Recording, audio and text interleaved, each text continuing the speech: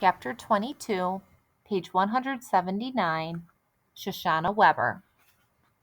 I must be the stupidest person in the history of the world. I get straight A's in school, but obviously that doesn't mean anything. All it proves is I know how to study for a geography test. As a judge of character, I'm an F minus. I let that jerk, that alpha rat, dupe me into believing he was different, that he was a nice guy. Well, a leopard never changes his spots, and that goes double for a scheming lowlife like Chase Ambrose. Falling off a roof, having amnesia, big deal. It doesn't mean you're not a rotten person today just because you can't remember being one yesterday. I can't even face my poor brother, and not just because his eye looks like it's sustained a direct hit from a cannonball. It's all my fault. I'm the one who told my parents that the coast was clear and it was safe for Joel to come home. And I ended up bringing him back into the same line of fire that almost broke his spirit last year. I could kick myself, except for the fact that my toes are pointing in the wrong direction. I can't get anything right. It isn't just that Chase has gone back to his bullying ways. It's that first he convinced everybody he was a new person. And we went for it. Hook, line, and sinker. Not just me, but the video club, the teachers, Dr. Fitzwallace, the whole school. That must have been his plan all along, to lull us into a false sense of security before pouncing one more time. What a plan it was to ruin Brendan's video, wreck the music room, attack Joel, and blame the whole thing on an imaginary fire. Chase was behind it from the very beginning. From a strategy standpoint, you almost have to admit it. It sure succeeded with flying colors. And Joel has the colors to prove it. Black and blue mostly. I wish I could take my video project and flush it down the toilet.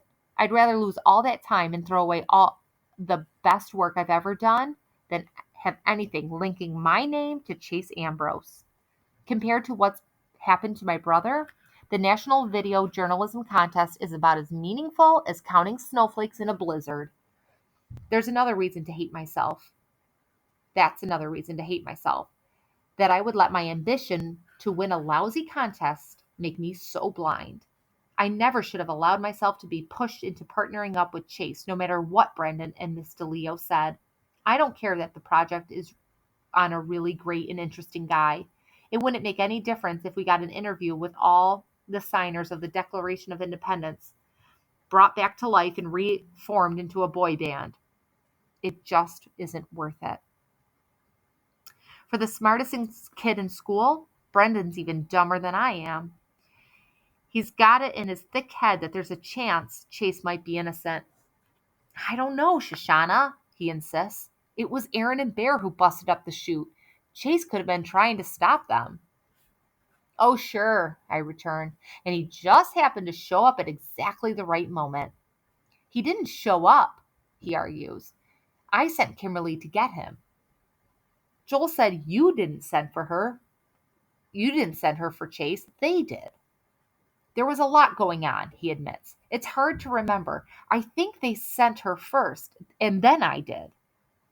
Why couldn't you go yourself? Because I was stuck in the tuba, he replies, as if it's the most natural thing in the world. Happens to everyone, right? Listen, I tell him, my poor brother has a technicolor face, courtesy of the guy you say might be innocent. That could have been an accident, a tug of war with a fire extinguisher. Maybe Chase was trying to protect Joel. I roll my eyes. Let him protect somebody else. When it came to time to lie his way out of the blame, he was right there with Aaron and Bear. That's all the proof I need. I know what it looks like, he argues reluctantly. But doesn't Chase deserve the benefit of the doubt? Listen, I challenge. If what you say is true, then Aaron and Bear set him up and nearly got him kicked out of school. And where is he this very minute? At football practice with the same Aaron and Bear who should be his worst enemies. What does that tell you? Well, it's not like he can come to video club anymore. And in the cafeteria, I persist. Who does he eat lunch with? The football team. We won't let him at our table.